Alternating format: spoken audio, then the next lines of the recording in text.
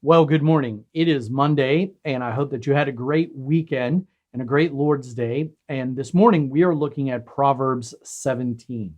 Now, in Proverbs 17, one of the themes that we see running all the way throughout is this idea of strife and adversity and just a general causing of problems, a tension, so to speak. You see that in verse 1, you see it in verse 14.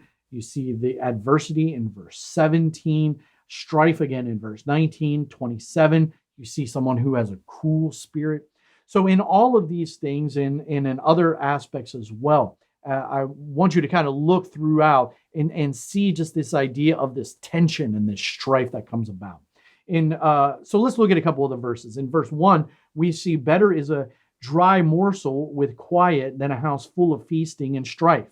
The idea here is that it is better to not really have a whole lot, and but rather to have peace in your home, rather than it be filled with all kinds of stuff and feasting.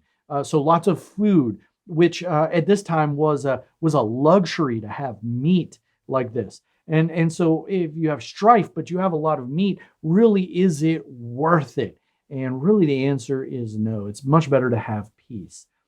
Look at verse 9, where it says, "Whoever covers an offense seeks love, but he who repeats a matter separates close friends." Once again, there is an idea of strife, of keeping a problem in play because of not letting it go. Notice that it says that whoever covers an offense seeks love. So you're seeking love. You're seeking to cover an offense.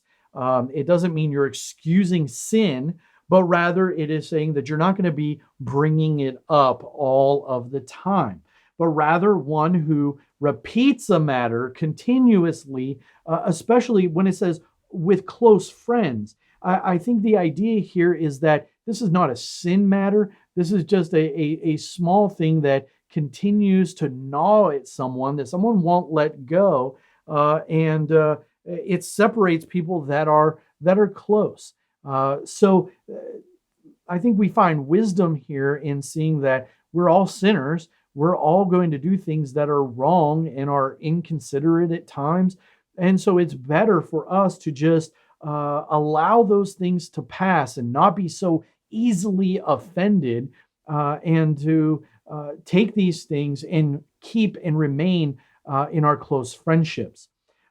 Now we look at verse 12, 13, and 14, and we see some additional interesting passages where he says, "Let a man meet a she-bear robbed of her cubs rather than a fool in his folly." I thought this verse was very appropriate because sometimes we think of a foolish person and we just kind of give them a pass. But I remember Julie and I were hiking in the mountains of Tennessee, the Smoky Mountains, and we saw, along with a bunch of other people along the trail, there were some bear cubs.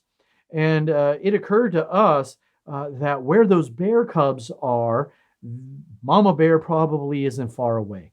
And if she in any way thought that her cubs were in danger, that there may be a price to pay for that.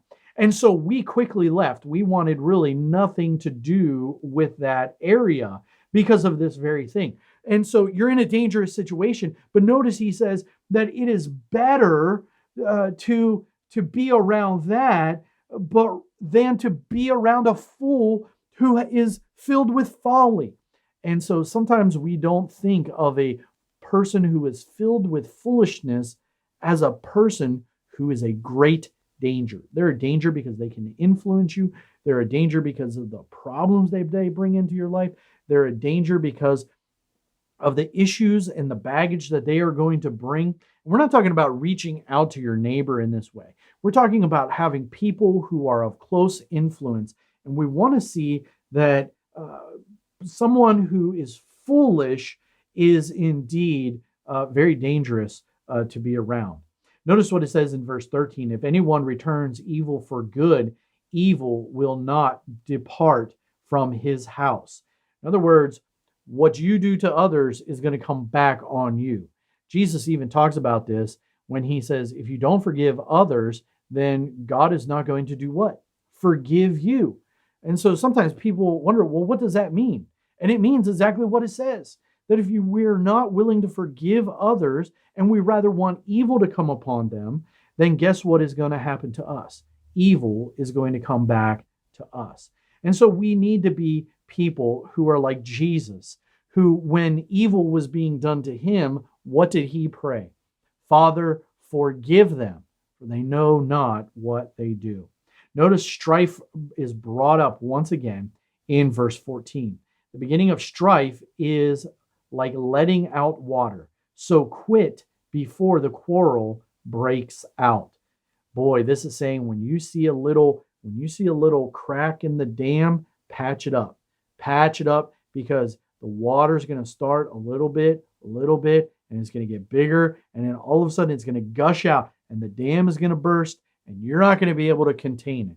So this is the idea of take care of little things. Deal with little issues. Don't let them fester. I know, and I've talked with people, and I've experienced it in my own life, where I've allowed things to fester, small things to grow and grow and grow. And he says, listen, don't do that. Quit before a quarrel breaks out. When you see the beginning of strife, when you see strife starting, it's best just to cut it off. Be done with it, because in the end, it could turn into a flash flood. We don't want that. You don't want that in your life, and neither do I. And so we gain wisdom here about strife. And there are others in this passage I would encourage you to read and to take heed to and to understand. I hope that this is an encouragement to you, and you will seek to be people not who have strife, but rather bring about peace in our lives. We'll see you on Wednesday, and may the Lord richly bless you this day.